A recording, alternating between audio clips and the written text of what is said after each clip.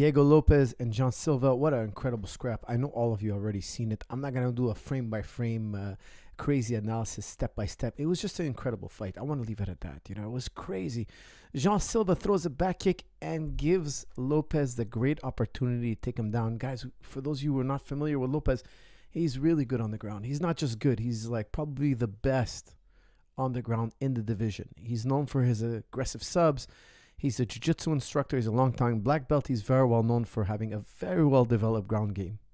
And it showed in that fight. Jean Silva throws a back kick, and immediately Lopes uses that to secure the waist, takes him down, mounts him in a very solid mount. Jean Silva was struggling hard to try to get out of that mount, and that was a stable, strong mount, and he was raining down punches. I gave round 1 a 10-8. It was a very, very dominant round for Lopes. Round 2 was a scrap. Jean Silva's coming back, this time a little bit smarter. Now, you know, Jean Silva does a lot of antics. You know, he does a lot of like talking in the octagon. He does a lot of gestures. He kind of takes a second to kind of like talk to his opponent and want to shake hands all the time. It's kind of weird stuff he does, you know. But he was still landing bombs in round 2. He was landing bombs. Both men were throwing. Both men were successful, but Jean Silva was tagging Lopes, hurting Lopes, backing Lopes up. Now, Jean Silva was also throwing some very aggressive elbows, incredibly aggressive elbows, and a downward spiking elbow as well, which is not something you see too common, especially not from the shorter fighters. Sometimes you have two fighters. The taller man's usually going to throw that spike type elbow, but this time it's the shorter man. Jean Silva, very good with those elbows. He did touch up Diego with the elbows, but never really hurt him too bad. He threw the spinning back elbow. Jean Silva's throwing the spinning back elbow, but the real damage was done by the punches.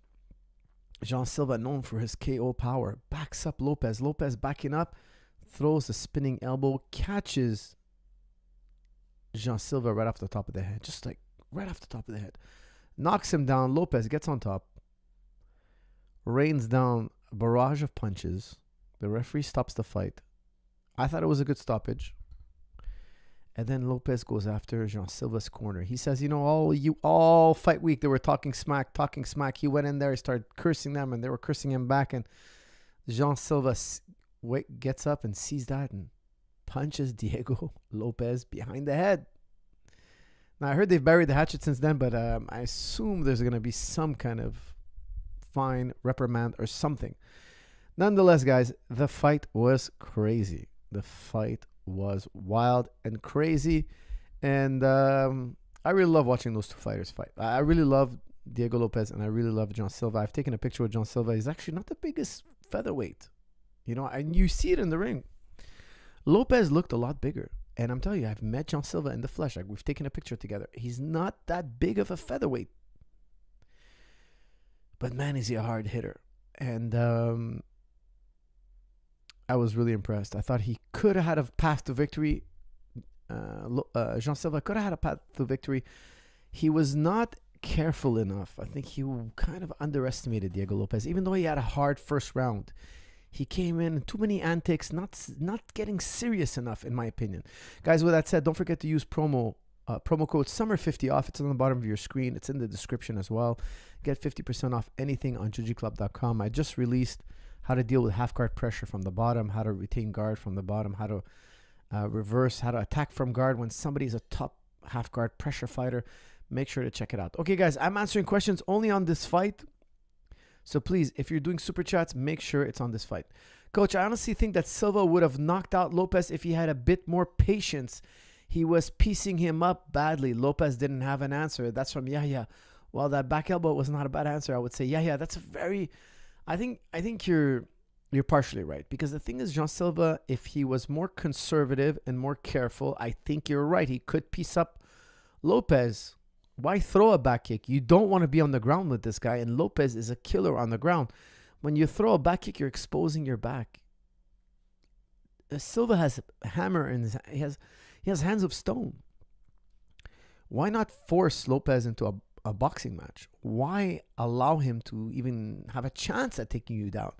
So I thought it was a little bit wild, crazy, a bit I think he underestimated Lopez. I think he underestimated Lopez way too much. You know, I follow Jean Silva online, and he posts all his training and his how the way he talks. He was incredibly confident for this fight. Like, he's like, oh, this is going to be his execution. I'm going to go in there and execute Lopez. Guys, Lopez is dangerous, man. He's got a crazy power, great jiu-jitsu.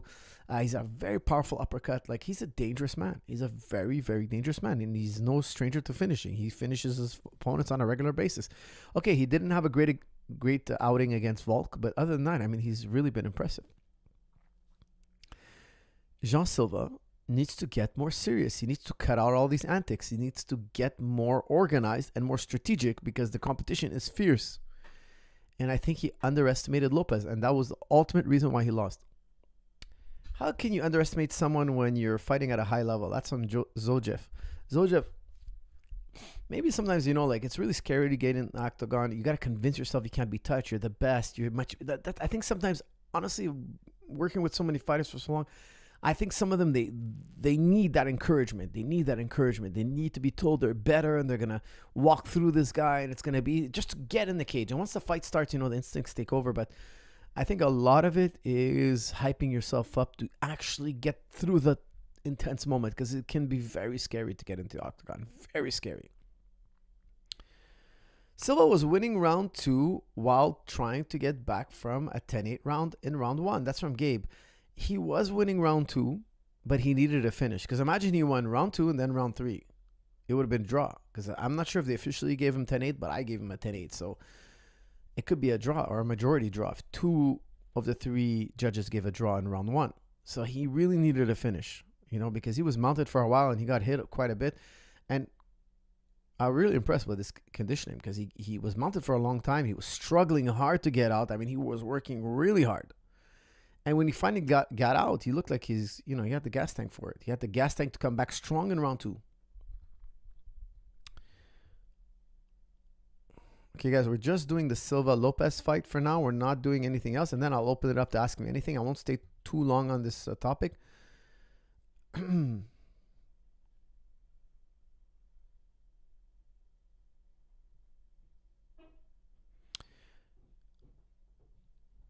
Do you think the recent losses within the Fighting Nerds messed with Silva's mindset? That's from Isam. No, that's, I think, his usual mindset. You know, he's like, he does a lot of antics. He does a lot of, like, talking, and, like, it's almost like he's not focused on the fight. But I think it's like all a ruse. You know, he's trying to, like, break your concentration. You know, at first he's like, okay, let's shake hands. Well, you guys just finished a whole week of talking trash. Maybe the talking trash is part of the selling tickets, creating hype, and he just, you know, before the fight starts, he likes to show respect. No problem, okay.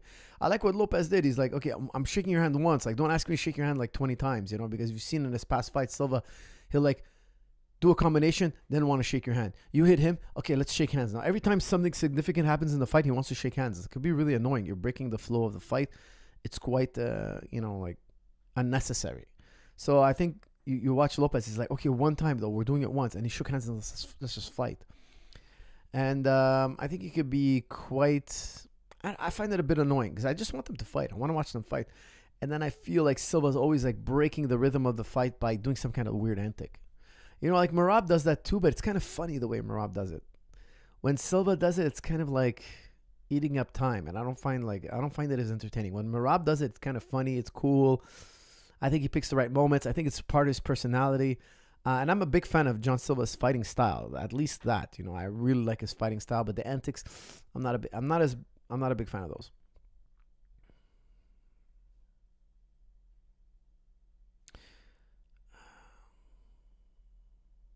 Coach, Coach Faras, what is up with the amount of spinning elbows lately? Is this the new meta? That's from Jeffrey. Yeah, we saw Aaron Pico get hit with a spinning elbow. We saw Jean Silva hit Lopez with a spinning elbow. Then Lopez hits him back with a spinning elbow, just like spinning elbow, spinning elbow, spinning elbow. It's a violent and powerful attack, but it's hard to do sometimes unless your opponent's like giving you aggression. Like when your opponent's being really, really aggressive, that's the best time to hit a spinning elbow, because it's not a long range attack. You know, it doesn't reach far, but man, is that a powerful hit. That is a powerful, powerful strike. So it's really effective on somebody who's aggressive stepping forward. Hey, Coach, what is the name of the takedown like GSP without knee drop like a football tackle. Thanks. That's from why? Why? It's just a double leg. It's a variation of double. We just we just call it a double leg, or I call it a spear double sometimes, a blast double. Because you're blasting through the leg. I want to encourage you guys to step through the legs, or standing double. We say a standing double. Silva has all the tools to be a champion, but needs to control his emotions and takes things seriously. That's from X Legoat. X Legoat. I agree with you, man. He needs to get focused. He seems like he's on. I think there's a lot of psychology. I think he's super talented, but he needs to comfort himself. He needs to comfort himself. And these kind of antics, they kind of make the fight not as serious, it seems. But I mean, as a performer, the guy's a killer. He's really is a killer. He's very, very dangerous guy.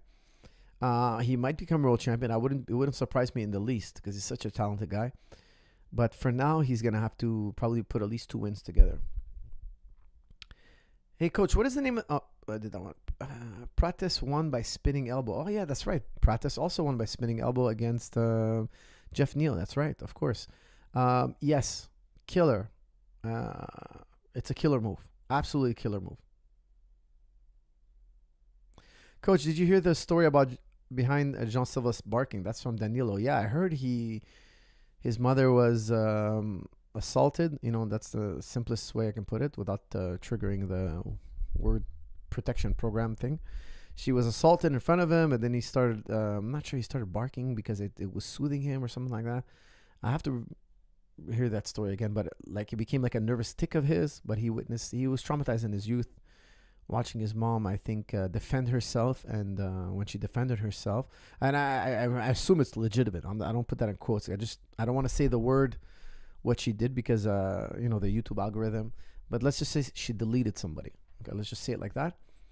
And I'm sure was legitimate. I don't know all the details, but he created he witnessed it, so it came like a nervous tick or like a comforting, a way he comforted himself or something like that.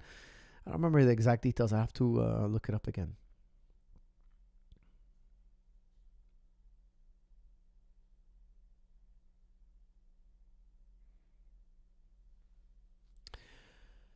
Okay, guys, let's open it up to ask me anything. I see. I